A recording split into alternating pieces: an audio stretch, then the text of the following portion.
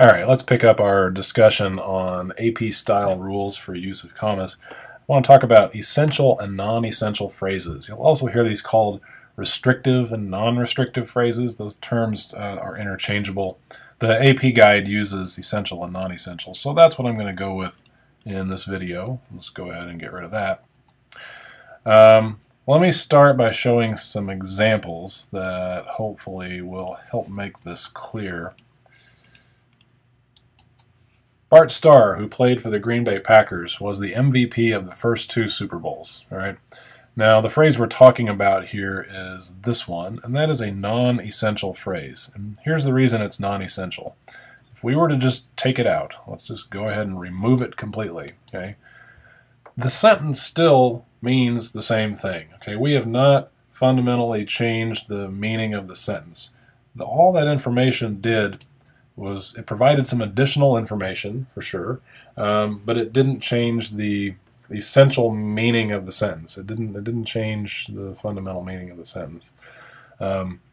So what we call this is a non-essential phrase, and non-essential phrases should be set off by commas. And when I say set off, I mean there's a comma before, and there's a comma after, and the only time you wouldn't do 2 commas is if it happened to be at the end of the sentence, because obviously you don't ever end a sentence with a comma. It would just end with a period. But otherwise, it's set off with commas, one before, one after. Think of them like parentheses. Okay, it's actually a good way to think about this. It's a parenthetical phrase. If you took it out, the sentence still has the same basic meaning.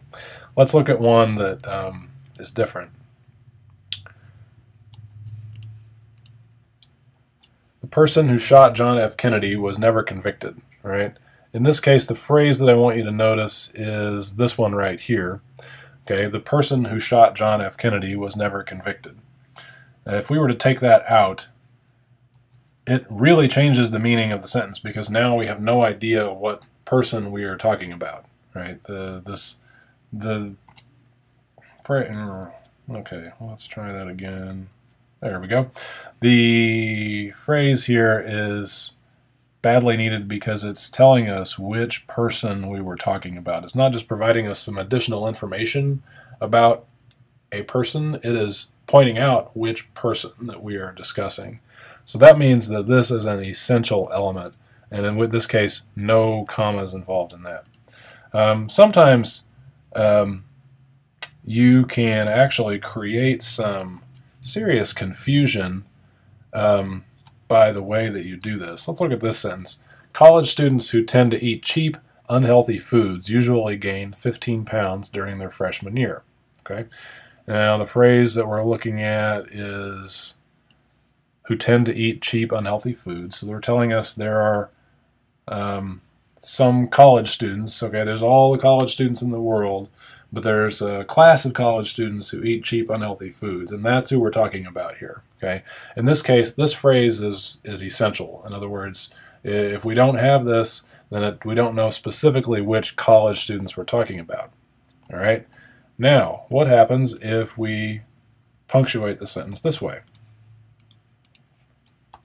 College students who tend to eat cheap, unhealthy foods usually gain 15 pounds during their freshman year. Now, by inserting the commas around this phrase, what we're saying is that this is non-essential, that if we took it away, it wouldn't change the fundamental meaning of the sentence. So what's the implication of that? Well, let's take it out and see what happens. College students usually gain 15 pounds during their freshman year. So this sentence is saying something completely different from the other sentence. It's saying all college students usually gain 15 pounds. And in doing so, put it back, in doing so, it's trying to explain why. Okay, it's saying college students who tend to eat cheap. So it's saying that all college students tend to eat cheap, unhealthy foods. Here we're narrowing college students down to a specific class of college students.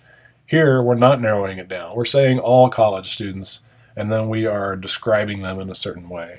And all of that comes from the punctuation. Okay, all of that comes from the punctuation. One last thought on essential and non-essential phrases. When you get down to writing specific sentences or editing a sentence that someone else has written, sometimes you'll see instances where you aren't sure if something is essential or non-essential, or whether it's debatable. Do you need the commas? Do you not need the commas? There's some gray area. The most important thing when that happens is to make sure that you don't do this, okay? That you don't have a comma before the phrase and then not have one at the end, okay? This might be correct with no commas, or this might be correct with the commas, but there's no defense for that. Okay, and people tend to do this because they're putting the comma where you would pause or where they think you would pause. But that's not a way to solve this. So there either needs to be no commas or two commas, but you can't just have one and then have nothing going on at the end of the phrase.